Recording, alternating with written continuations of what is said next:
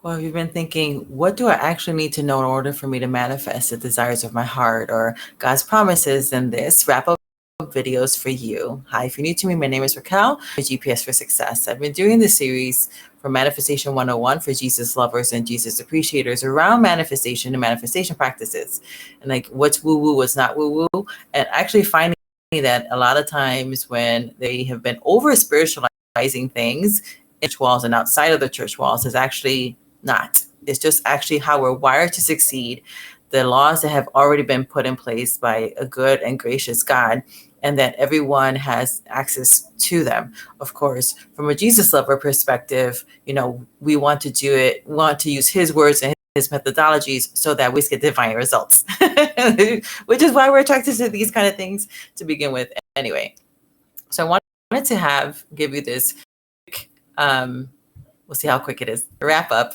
around this series. And the first thing I would like you to remember is that nothing has gone wrong. Nothing? No. Your outcomes that you are currently experiencing are only, and hear me, beloved, only the thoughts that you have been entertaining the last 60 or 90 days. That's it. It is those embodied thoughts that are causing eventually the outcomes. And so how does that work? We have our perception. Our perception is our belief system. And that actually is the work of the Jesus lover, is belief. And why is that? It's because that's the lens, and that's for everybody. It is the lens for which you are then everything else follows. So you have a belief system, you have a perception, and a circumstance kicks off. And then you have a thought about it. And if you start to entertain that thought, your brain is just going to give you more thoughts. Now, your brain is part of your inner AI system. Your inner AI is your brain, your subconscious, your heart, and your community of cells.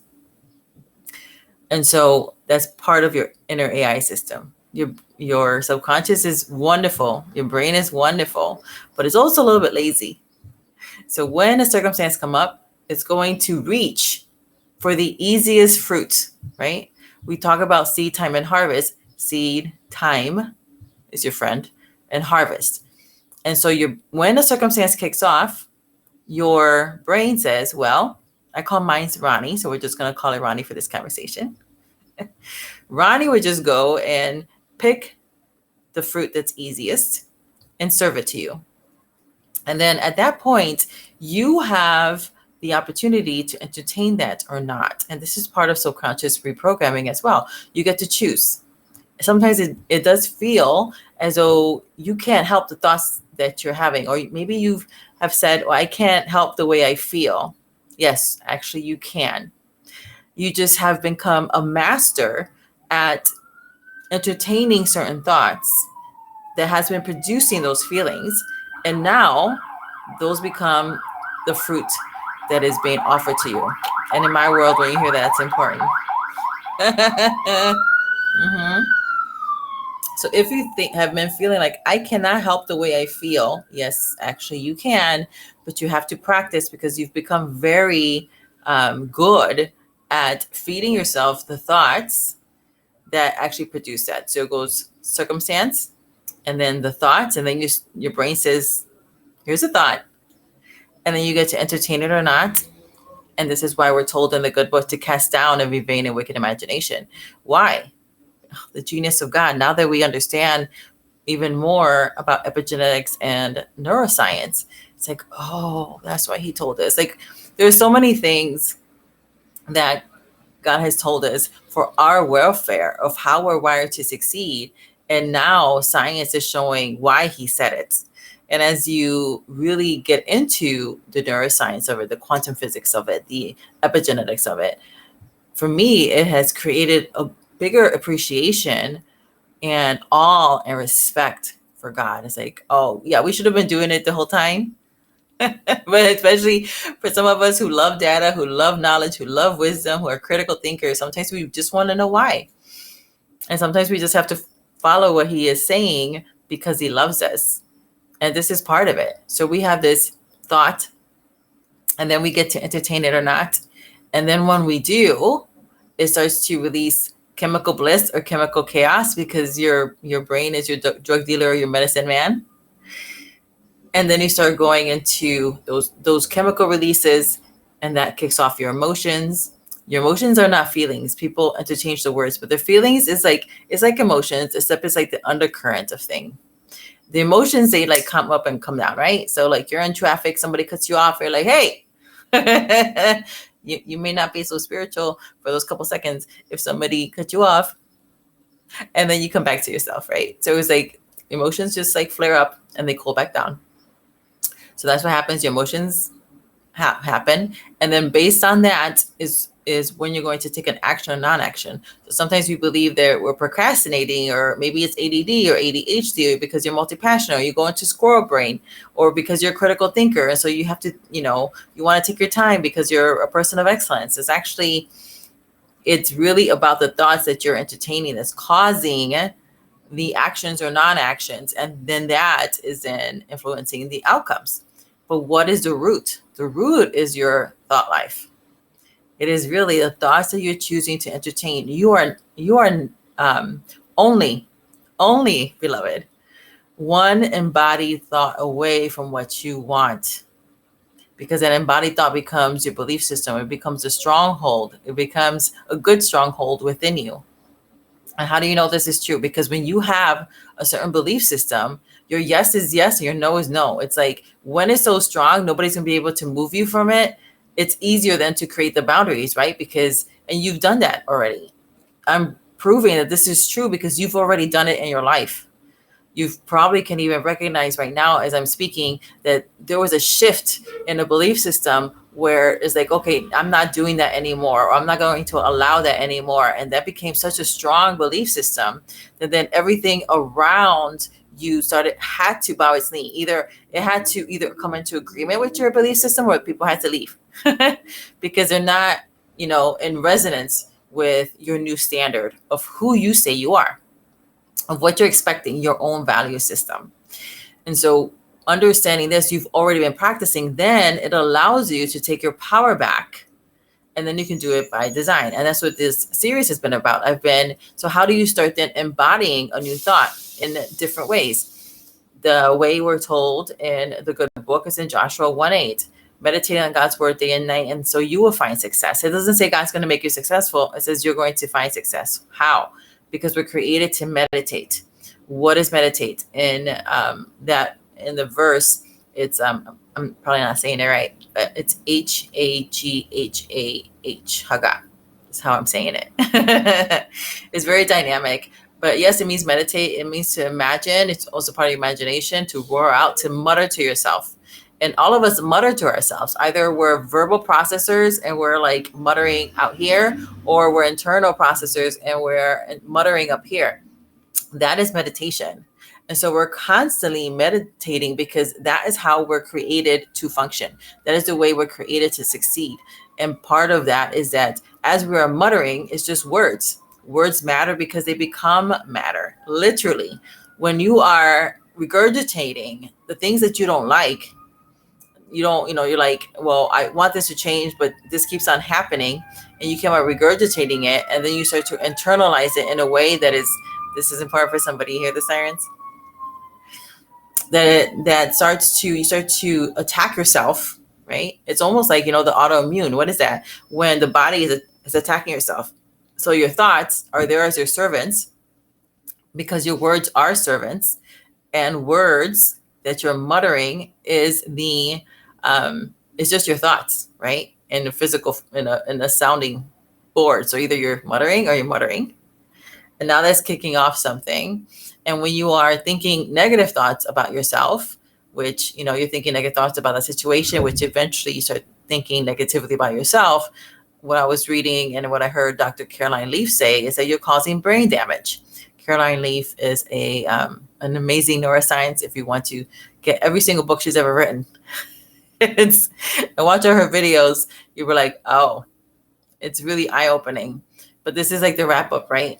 We are actually causing damage to ourselves in our brain physically, And then in our circumstances, they're causing delays, they're causing all kinds of things that are not happening to our benefit when we are not using the way we're wired to succeed. And we're wired to succeed by embodying a thought, by embodying the belief.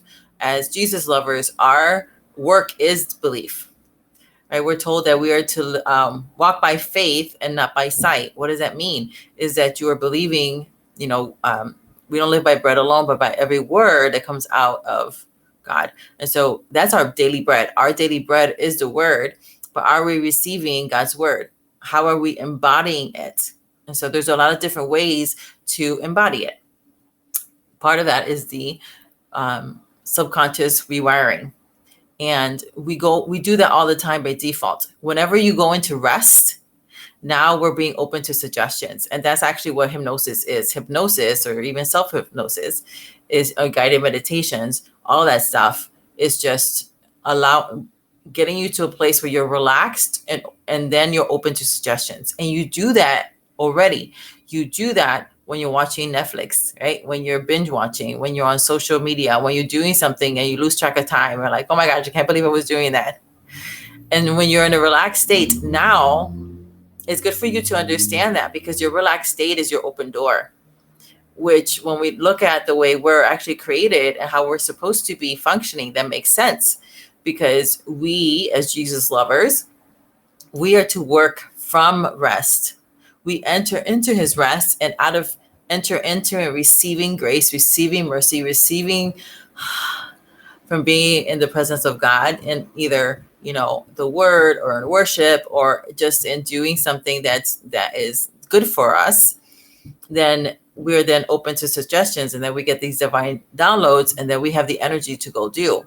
But what does the world say? The world says you go and you work your ass off, and then you deserve your rest.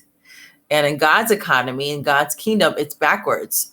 And that's actually because that's the way we are wired to succeed. You're already doing it by default. You're just not recognizing that's what's happening. And so when you first rest, and what I call that is that going into the 1% model. The 1% model framework is when you are investing in yourself 1% of your day. So you can do it, whenever your energy level is higher. I like to do it in the morning, and I do it throughout the day because I have the opportunity to do so. So I do more than 1%. But you start off with 1%, and that's the minimum. And so what is that? That's 14 minutes and 40 seconds. That's less than 15 minutes a day where you are purposely entering into God's rest by meditation, because that's going to give you the success. And so how do you meditate? I've been showing you different things: by journaling, by doing imagining, by visualizing, by hypnosis, by repetition. And so why is it easier for you to program your subconscious that way, which influences your heart and your community of cells? Because that's the way we came in. Between the ages of 0 and 7, our brain waves were in theta, and theta has to do with, you're in record mode. So you're just recording everything. From 7 to 13, your personality starts to get developed. The other way that the brain learns and the subconscious learns also is repetition. So it loves you getting into rest. It loves you slowing down, and then it's open for suggestions. So if you want to change your life, you don't need to do what I'm saying, you're grown. But if you want to have success, then slow down. Think of the arrow, right? You have to pull back in order to move forward. And it doesn't take that long. My clients, I have one-on-one clients when they book like a One Breakthrough Now session. And every single person who books with me, without fail, I've not had one person that this hasn't worked. In the time that they're spending with me, they have their breakthrough. They have a breakthrough every single time, because I'm doing this with them one-to-one. And this is what the series has been about, giving you like different modalities. I've been doing guided meditations and EFTs, again, because it slows you down. It helps you to emotionally regulate in order for you to see the opportunities that are right in front of you. You are never going to go any further than how you see and feel about yourself. And so if you are not checking in, if you are not purposely doing something, this is another reason why we're told, right? The genius of God is to renew our mind every single day. And if you would take that framework of the 1% and renew your mind on purpose through meditation, through some kind of form of meditation. And the world way, they like to like empty their mind out. And so that's not the way actually that we're created to succeed, which is really great news for people who say that they're ADD, ADHD, squirrel brain, multi-passionate, they can't think. You're actually not supposed to empty yourself out. You're supposed to put off, yes, empty it out and get quiet and release those things that are not serving you, right? Which is all those thoughts, all the memories, and the things that happened to you in the past don't even exist anymore. Literally, it does not exist. It only exists in your own memory and in the memory of yourselves. That's it, until you rewire it and release it. And so we are to put those things off. And then what do? We put Christ on, right? So it's not about just getting empty and emptying it out and staying quiet. No, you want to, yes, release those things and then start to activate how you're wired to succeed, that is the best form of meditation, because that's how we're wired to succeed, is to think, is to imagine, is to mutter to ourselves. In order for the brain to start using those things of repetition and ease, right? Again, it doesn't like harsh. It wants it easy. And you're doing this anyway, when you feel like you want to go binge watch something. Why are you doing it? Because you're trying to relax. Your body, your brain, and your body and your heart wants to go into that rest. And so when it wants to go into that rest, start off your day that way, or end your day that way, in rest. Investing in yourself 1% of your day. And the series has been around giving you different kinds of way of doing that, with journal prompts and all kinds of stuff, in order to slow you down. And aren't you worth that 1% every single day? Yes, because this is the best ROI that you're going to have. Your return of investment, you're always getting it. And so now you get to rewrite your story. You get to choose, because your emotions, the way you're feeling about things, the way you're seeing things, your perceptions are only based on words. That's it. Death and life are in the power of your tongue. You're eating the fruit of it every single day. And the reason we're not really connecting the dots is because sometimes that harvest doesn't come for 20 years. I know people right now who've been married that happened to me too. I was married for over 20 years before we had the split. And there are a lot of people who got married really fast. And right now, like 10 years later, they're having like all these marital problems. Why? Because of the thoughts, and I'm catching them. They're coming to me like, I'm not attracted to my spouse, this and that, blah, blah, blah. But the main thing has been the same thing, the thoughts that they've been taking toward their spouse. And you can turn your life around. This is why we like the 21 days series too. So why 21 days? 21 days is long enough to start seeing the change, but short enough for you to follow through. And the first few days, when you're trying to deconstruct those strongholds in your mind, deconstruct the thoughts that are actually keeping you captive, right? Because if it's the truth that sets you free, it's a lie that keeps you captive. And that's one of the reasons why I do live coaching twice a month with my membership to society, which you can get half off right now using that link below. This is why that I have asynchronous 24/7 coaching. That you can send me a text through a particular number or through the portal, and I get back to you within the business day. Usually the same day, depends on how busy I am, but always within a business day. Because the resources are great. Like all these things I've been giving you here, all the things I do to rewrite your story is great. But what I found is that people need more support. They need accountability. They need somebody to talk to. They need somebody sometimes you just need a safe place where you're not going to get judged for the thoughts that you're having. And when you are self-judging yourself, right? Sometimes we can use these tools against ourselves. And then we start to really create this loop where we are constantly picking at our scabs and trying to clear things and trying to fix ourselves when nothing has gone wrong. The only thing that's happening, the outcomes you're having are just because you have been entertaining a certain thought for the last 60 or 90 days. So if you take your own challenge of 21 days and you're like, okay, I'm going to take 21 days. I'm going to figure out, what is the one thought, just work on one thought that I want to rewire, that I want to embed, that I want to embody, right? Then as you're working on that, you're going to see a difference. The modalities that I've been sharing here, I help you to emotionally regulate so you're feeling better in a few minutes, which is important because you're never going to go any farther than how you see and feel about yourself. We're also told that you will prosper and be in health as your soul, which is your mind, will, and emotions prosper. And so this whole thing has been around really, if it's so prosperity. You need to prosper. You don't need to do this because you're grown, but it's a perfect equation for manifestation. If you want to manifest health, if you want to manifest prosperity, this is what I do. I take the time to do this. This is how I was able to, in prayer meditation in 2019, it was just like, I want you to quit. And I was led to resign from corporate in 2019. And that was by the end of June. And that was like the end of March, beginning of April. And I was like, you've got mail, Jesus. And he's just like, how much you need? And I was like, this is the amount of money I need. And he's just like, bet. And I was like, all right. So then I took that thought and I worked toward it. Every day I was working on my skill set. And within 6 weeks, I had, like $20,000 or something like that. It was. So did I get the money? Yes. Did it come quickly? Yes. But I had already been nurturing myself through doing subliminals, listening to things at night, doing my scripting. So when I got the instruction, I was just like, oh, this is the next thing. And was it scary? Yes, it was, because it's something that I've never done before. I always had, and I was the person who was the financial person for the family. And so I was taking a big risk to do that. I was getting paid very, very well. And I left that well-paying job into doing something that I know I was called to do. But I didn't just have the idea one day and jumped. It was just like, oh, okay, this is what I need. And this is what I was working on. And then I was nurturing that thought.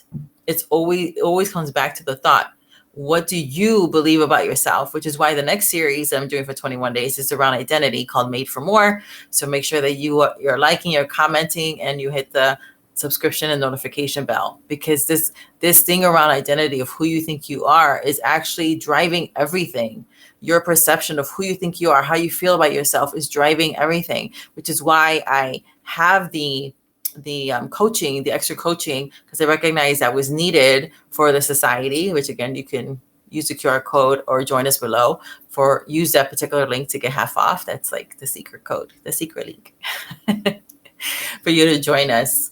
Because the resources are great. Some people, they just like to go and get the resources, but at some point you're going to need somebody to talk to where you're not going to be judged and it's safe for you to process. And you have to process it. I was talking about it before, where I didn't process my emotions. I kept on stuffing them down. I had this toxic positivity, and it led me to try to end my life 4 different times. I was miraculously stopped all 4 times. And then the 4th time, I was just like, I'll never do this again. And I can feel when I'm going back into a depression. And I was like, oh, what have I been thinking? And it always goes back to the thoughts. So if you have been feeling like, I can't change the situation, yes, you can, beloved. This is God's grace telling you that situation can change, but you have to do your part. And the part you have to start with is the decision to say, yes, I'm choosing to change this. And that's really, if that's the first thing, that's the most important thing that you can do, is like, this is my plumb line. This is where I'm stopping at. I'm making a decision. I'm not going to keep on living this way anymore. And then the how will show up. Then you start with the next decision. What is the thought that I need to embody to start shifting my life? And the things that I've been sharing here, and the things that I have as resources, help you to emotionally regulate what you need. Because if your emotions are all like, right, you're in chemical chaos, you need to come back to chemical neutrality, chemical bliss, and then enter into a rest. And that happens really fast. Within 15 minutes, you will be in a different mind space, in a different heart space. You will be open, energetic, and peaceful and joyful. It doesn't take that long at all. It doesn't. Literally, it takes 1%. And if you are doing this every single day, then you're having that compound effect. So you can have your compound effect. I even have accountability chatbots on there for business and for weight loss. That, it's gamified. So that way that's for 30 days. So whatever you need, I have it here. I have it there. I have the resources there. And it's only $97 a month, unless you're using the link below, and then it's only half. It's only $47. Less than half, actually. It's $47 a month for you when you use the link below.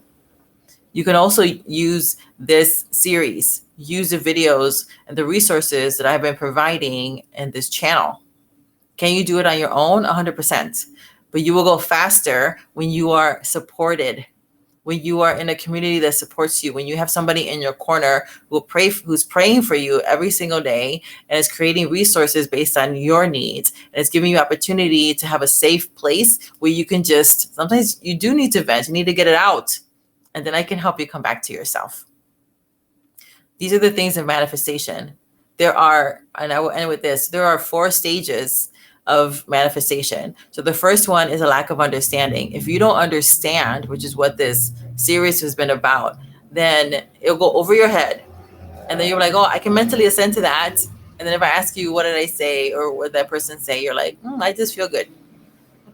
It's important to feel good, but the lack of understanding is not going to allow you to stand under what you need to, right? You don't have any foundation. And so without a foundation, it will be taken away. So like sometimes it works and sometimes it doesn't. And if it's sometimes working and sometimes not working, this is why. You don't have the thoughts embodied yet, which is phase number 2, where, the heat comes, and because you don't have any roots, you mentally ascended, maybe you feel good. You've been doing the EFTs, the guided meditations, the journaling, you feel good for the moment. But then past that, you're not muttering to yourself, those good things. Your imagination goes somewhere else. And now you create this double-mindedness, and the double-mindedness is giving you that cognitive dissonance, right? Now your heart and your mind are disconnected. And so you're like, your heart's going one way, your mind's going another way. And now in quantum physics, when the waves collapse, is what they call it, so you have one thing coming this way, one thing coming this way, the waves collapse and you have flatline, you have nothing. So sometimes it works and sometimes it doesn't. And you're wondering why. And you start throwing things out. Maybe I need to do this. Maybe I need to do that. Maybe I need to know what you need to do. You can do what you want. You're grown. But that's what your work is belief. Fix your belief and be intentional. And the clearer you are in your intention, the how will show up. The more you try to chase the tactics and the strategies, the more frustrated you're going to be. You're going to be more frustrated. You're going to continue to, waste your time, waste your money, waste your energy. And then you're going to this vicious loop of, why is it working sometimes or not? Because of your belief system. Embody the thought, the one thought that you need, and take it one at a time. Do it for 21 days. Can you do more than one thought? Sure. But in the first few days when you're starting something new, it might be difficult for you, which is why you need the support. You need to either you can join us to get the support, or, build something to support you. You need that framework of support in order for you to do something new. And it doesn't take that long. Like, really doesn't take that long? No, it doesn't. It really doesn't. You're going to start to see an immediate shift in how you view yourself. And then as you nurture that shift that you got, you're going to see the compound effect, and things will start to change rather quickly. But you have to decide to invest in yourself that 1% of your day. And aren't you worth it? Yes. So, right. So I said the first one is not understanding. I'm coming back to it. I always come back to it. Second one is like, you don't have enough roots in. So when the heat comes, because it always does, you just kind of let it go. This also happens. It's called the valley of discouragement. I talked about that the other day with my society. So after about 3 weeks, between the 3 and 7 week mark, things start to dip. So maybe this is why it's really good for you to have like a 21-day cycle where you start and you stop and then you start another one. Because between 3 weeks and 7 weeks is where people fall off. Maybe you're really good for the first 3 weeks, but then you start to fall off. And if you're falling off, I talked about that in the society. For those who are already members, look for, it's called the how to avoid or exit the valley of discouragement. It's also called the valley of dismay. It's also, I think, called something like the diminishing effect or something like that. So there's this like pocket of time where things are going really good, and then you fall off the wagon and you're like, why do I always fall off the wagon? It's just a thought, but it's the thought. And if not set up right, and we're not creating that support system, you'll fall off the wagon, so to speak. So, right, that's the second one. And the third one is, when things are coming, against, but the main one is what I find is the cares of this world. And this cares of this world doesn't have to be a bad thing. It's just, we're adults, we're adulting. We have people or animals or work or whatever it is that are counting on us, that we're accountable for. And so those things that we have said yes to, even if they're good, might be actually pulling us away from the things that were helping us get to the point where we're at, where we're starting to create momentum. So what do you do when the cares of this world are starting to drown out your belief system? I have, for those of you who are in the society or are coming in, there's a training I did around that as well. That was the Vision to Reality training we did last December. It was either last December or the beginning of January, something like that. But we talk about that whole thing. So when you're having the cares of this world, all that pressure, it's just like life is lifing. And we'll say things like life is lifing, but it's really the way you are perceiving it is going to create the outcome. Because what you perceive, you are merging with. We merge with our environments. What you're perceiving is what's going to happen for you. So you can perceive that in spite of life lifing, that everything is working out for your good. That's a choice. That's a belief, right? That's you are co-creating that reality by how you're perceiving it. Or you can keep on saying life is lifing and then start to drown and things start to break apart. So you get to choose. This is part of the creating process. You get to choose that your perception, which is why, God tells us in Isaiah, I am doing a new thing. Can you not perceive it? There are ways in the wilderness. There's waters in the desert. The ways are already there. The water is already there. What's the issue? Perception. What's perception? Your belief system. Where does that come from? The thought that you have embodied. It comes all back to that. And when you have the understanding, when you have nurtured it and created the roots, when life starts lifing, you've already created this fortress, this solid foundation. Then when the storms of life start to come in, you're okay. You have not built that belief system on the sand. Then we have breakthrough, some 30, 60, and 100-fold. Where's the 100-fold coming from? The 100-fold comes from holding on to that belief system, nurturing that. You get the 30 when you're hustling, when you're working really hard for it, when you're holding on to it like a dog with a bone. You're still going to get it. It's still going to be good, but it might exhaust you, where by the time you get there, you're just really tired. You're just like, finally. Or the 60-fold, right? Where we have been in this, my coach calls it like the not me is a 30, the 60 can be like not yet. So it's been delayed because you haven't been nurturing it, but eventually you have it, and it's still better than you thought. But the 100-fold is we get everything that we've been believing for, and God always throws in more goodies because we have been just nurturing that belief system. We always get more than we expect. It's seed, time, harvest. And sometimes that harvest doesn't come for a while. We have to be so mindful with the environments that we're allowing ourselves to be in, especially when we're relaxing. The music, the lyrics are impacting you. They're feeding you a vision. That television program that you like to binge watch, it's feeding you a frequency. It's food. It's soul food. It's feeding your soul. We all like junk food. Some people I know, like, I don't watch TV, but they will read anything. And the things that they're reading are just as rubbish as the things that they talk bad about on television programs. Whatever you're feeding your soul, you will have a harvest, and that is seed, and the harvest is always more than the little seed that's been planted. And you may not see the harvest of it for years.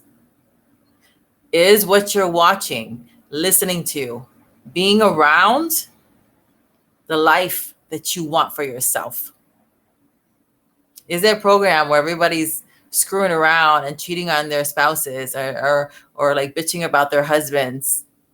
Is that the kind of marriage that you want? Do you want to continue to have snot-nosed children and be in like misery likes company? Everybody's complaining. And so you're having like, I have 3 kids. I'm in my 50s now. My youngest is 15. I tell him, don't screw it up. I've never gone through the I hate you mom phase. My other ones are 20 and 23. The disrespectful teenage, never. I didn't. So is it possible for you to have and reconnect with your children in such a way where there's not disrespect, there's not dishonor? 100%. 100%.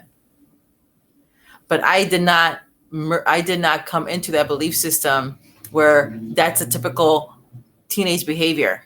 My children then will be not typical. I'm not any more special than you are. I just took a thought. And the thought was, I'm not having that with my children.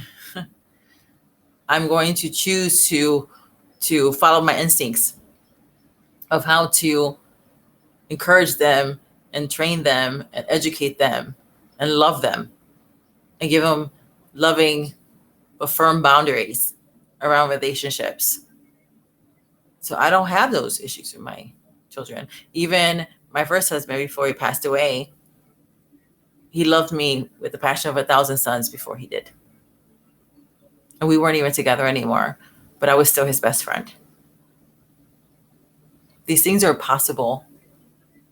I'm now with a man who loves me and everything that I asked for and more. Can God restore things? 100%. I was disconnected from my children because I was working so much. And that was I didn't even realize it back then until recently. And that's why God had called me to move away from corporate, because one of the desires of my heart was to be the kind of mom that I dreamt of. And I was feeling guilt and shame because I was getting paid really well, but I was working like 60 hours. And even when I wasn't working, I was working in here. So I was there, but I wasn't present because of the responsibilities. And I wanted to do well. It's my spirit of excellence, but it was like biting me in the butt and eroding my relationship with my children. That was restored.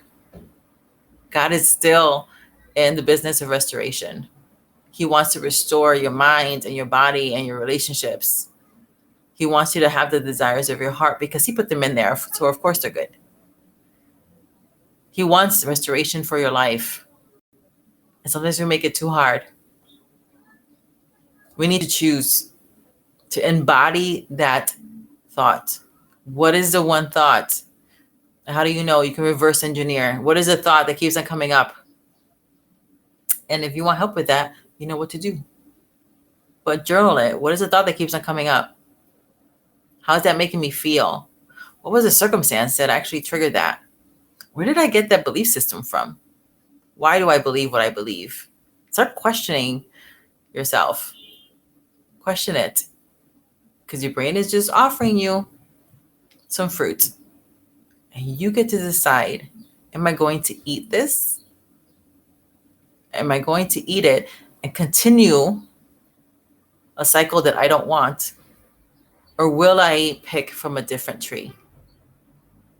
Will I choose to nurture myself these different thoughts that are more empowering?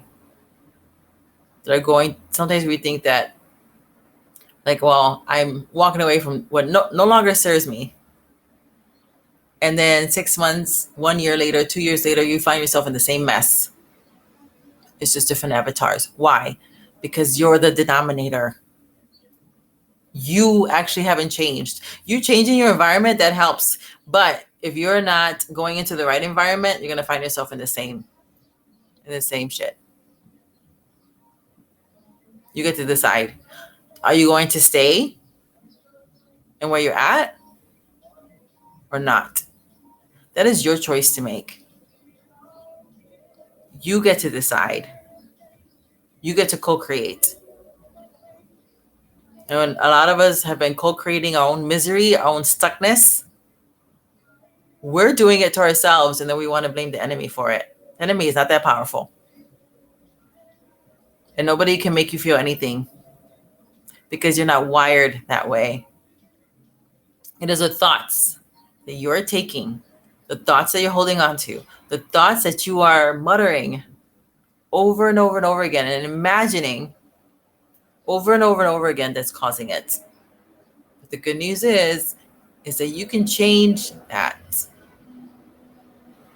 And some things will change and feel faster than others because it depends on your intention, your tenacity, your focus, and how long you've been a master in the other thing. Can God do a quick work? Yes. We call it deliverance. But people have gone through deliverance and then they find themselves back in that thing. Why? Because they haven't been discipled with this truth. You need to nurture it. Nurture yourself. You are worth the investment of 1% of your day. And if you want help with that, you know what to do. Until next time, which will be very, very soon. I love you. Thanks for allowing me to be part of your life the last 21 days. Get ready for the next 21. It's going to be very, very good. Bye now.